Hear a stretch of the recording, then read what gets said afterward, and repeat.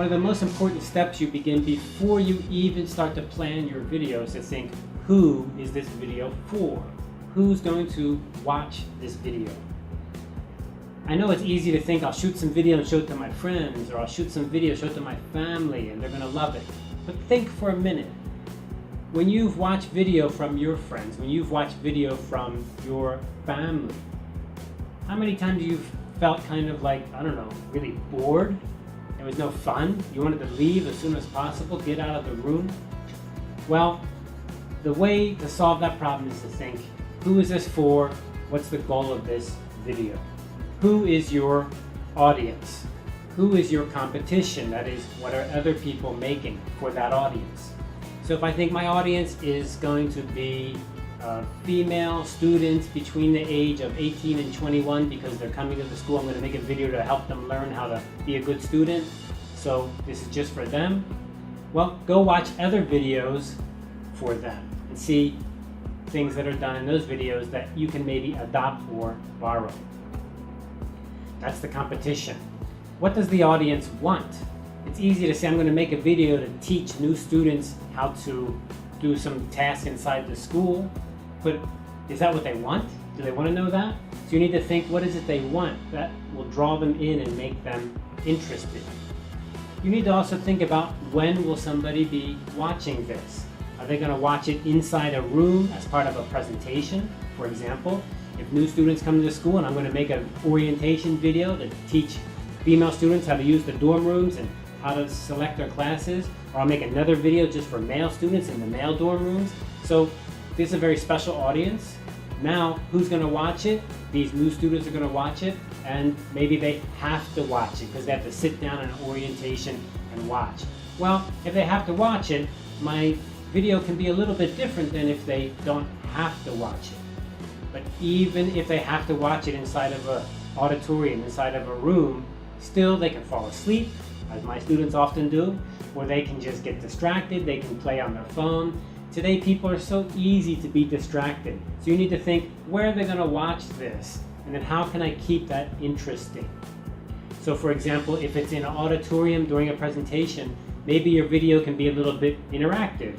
It has a bit of video and then it stops and then a person speaks to get people's attention again. And a little bit of music to get attention, something like that. And then the last question kind of is, why?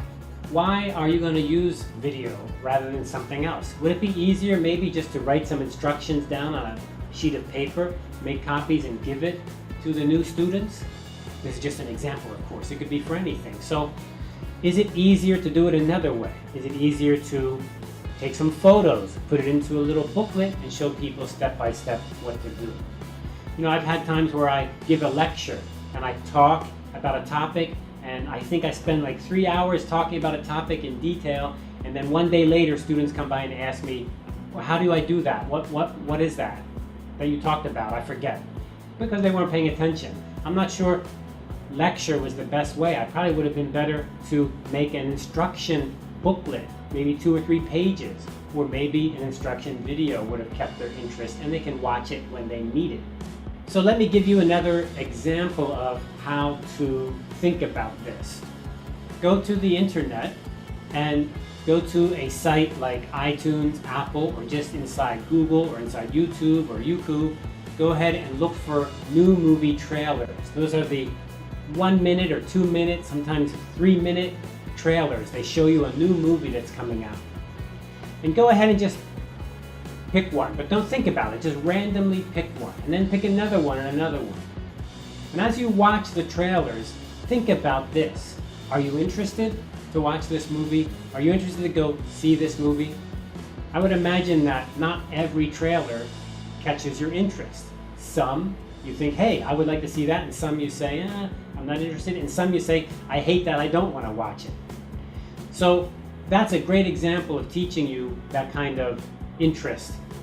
Those trailers are made for a special group, a market segment, what we call marketing, a group of people.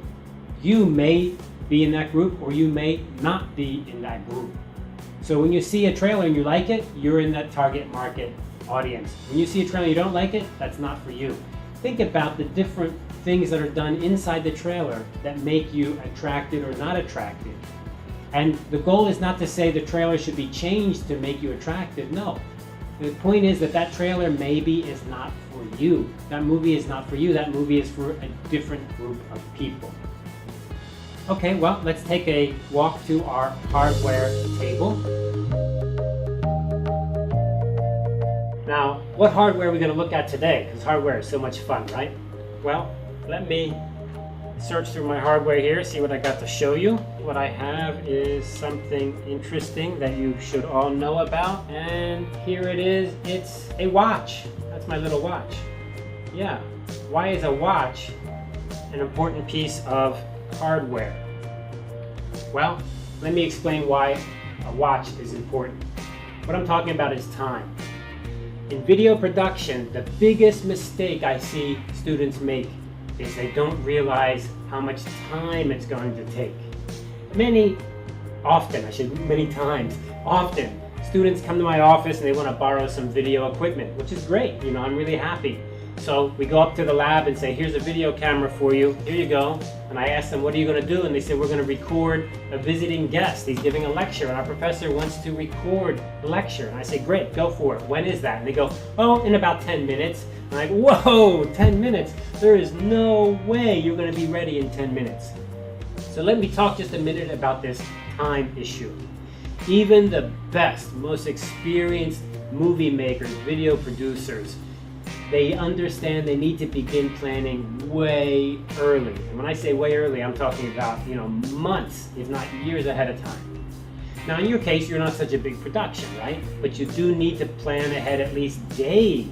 You need to think about which day are you going to shoot your video, where are you going to go? Are you going to more than one location?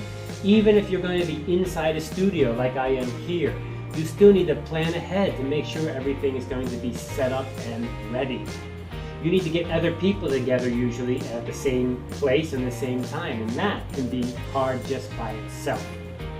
But the main reason you need time is because, in English as we say, things happen. Bad stuff always happens. Maybe you get everything ready, you get to the site and you realize you're missing batteries. Or maybe your batteries are okay, but then they're dead in 10 minutes.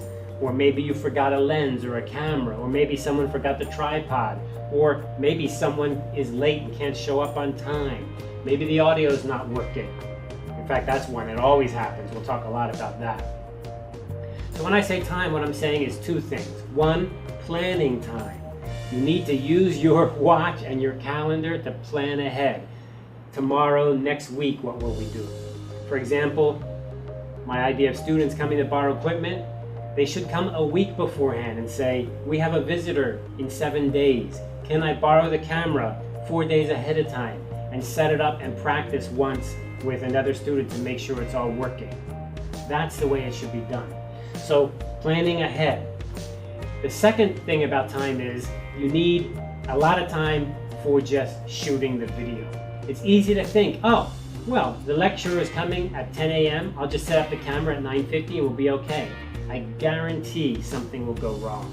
I guarantee something will go wrong. And that's a simple production. Somebody's coming and you're just gonna video record them. What about a more complicated production where you have multiple people or a script or some material to present? I guarantee things will go wrong. So planning is one thing. And the second thing is for everything you do, especially shooting the video, recording the video, editing the video, all of these things are going to take way longer than you think. It would not be unusual to say you need to prepare a day, 1 day for basically every single piece or every single shot that you're going to go out and shoot. We'll talk more about that later in detail, but I think you get my idea. Even here, my production is fairly simple. I have a studio with lights and I have a couple cameras and I basically have an idea of what I'm going to say. But it takes days to get it ready, and then always something happens, stuff happens. So, the most important thing we get is time.